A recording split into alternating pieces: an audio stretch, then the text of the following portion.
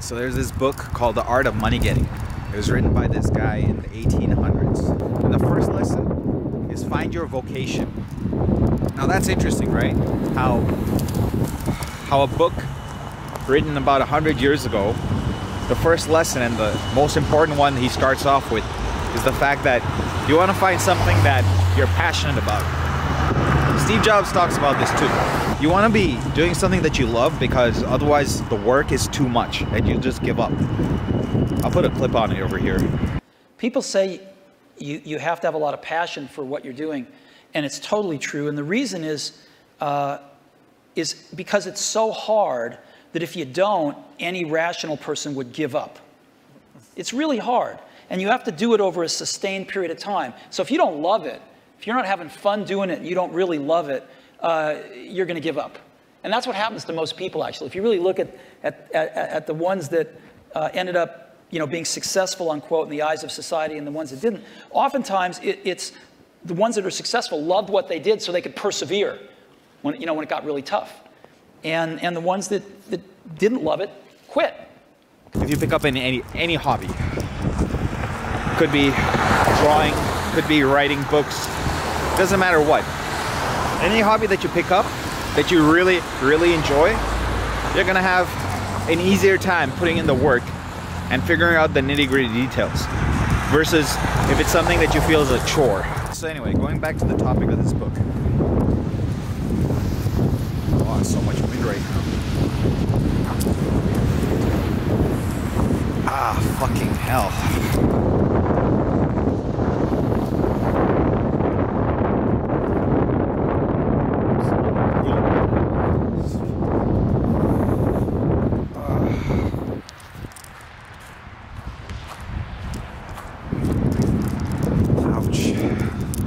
Gloves. My fingers are freezing.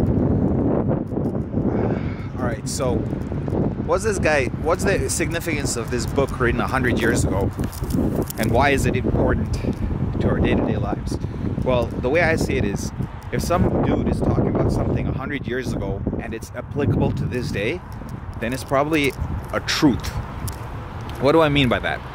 Well, if you look at someone like Marcus Aurelius, when he talks about anxiety, he's talking about this 2,000 years ago, saying, let go of things that you can't control.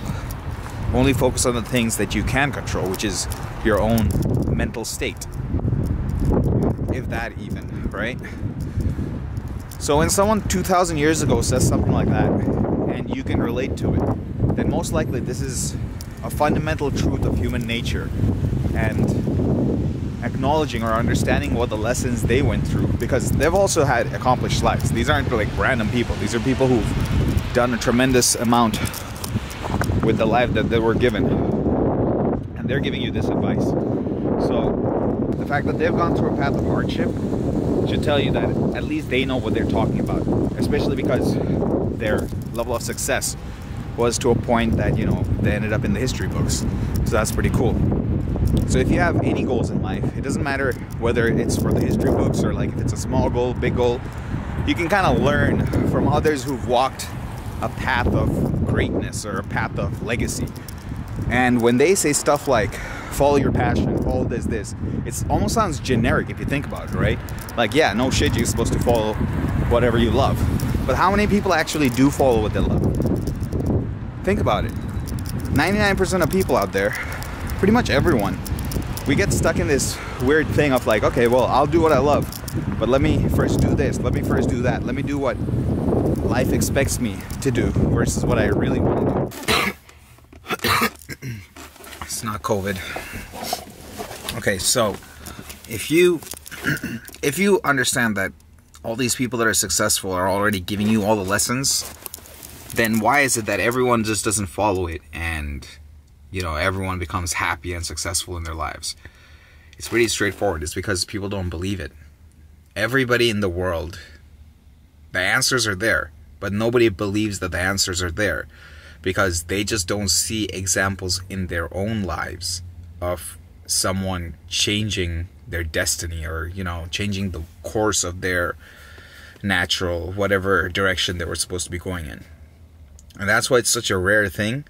Even if all the wisdom and knowledge is out there, it's very rare for someone to actually break away from that fold of the routine life. So it's kind of crazy to me that time and time again, this book was written 100 years ago, and like for the last however many years I've been alive, I didn't know any of this, and I wouldn't have even listened to it. Only now that I'm following this YouTube full-heartedly and, you know, doing my stocks, like really trying to make it on my own, do I start absorbing in these lessons.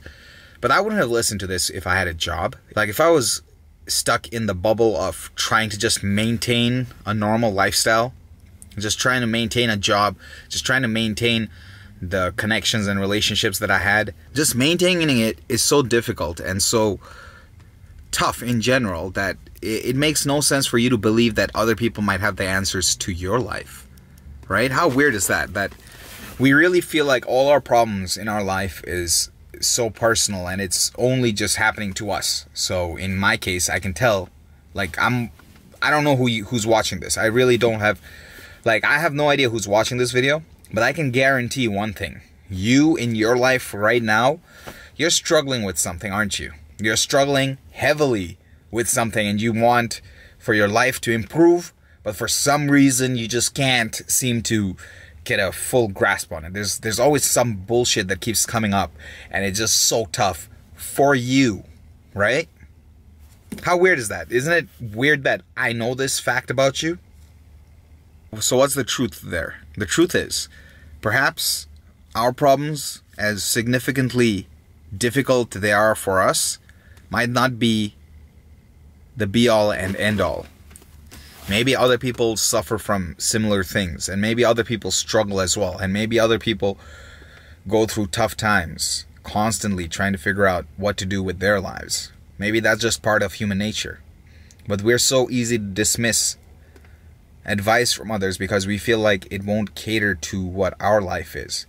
And that's where the major difference is between people who figure it out and people who stay stuck in a bubble. Because if you really want to close yourself off and shut yourself off from the world, no one's going to stop you from that.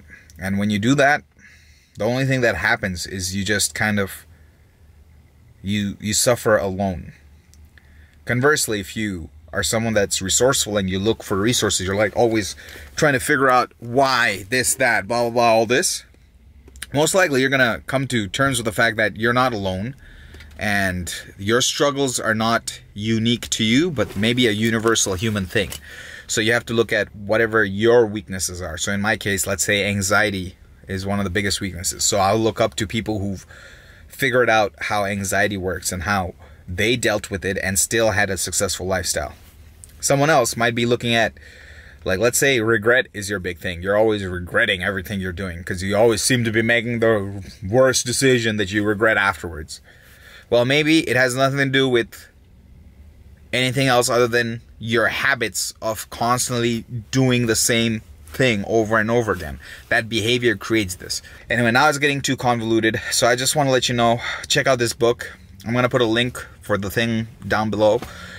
Make sure you read it. It's a free read and it's pretty short, but you can kind of understand and extract from what this guy was talking about hundreds of years ago and see what applies to today's life. And you'd be surprised at how many things that are common with that dude's life in the world that he grew up in and what your life might be. So yeah, my battery's gonna die, so hopefully you enjoyed that and hopefully you learned something from the book down below. I'll see you in the next video. Peace.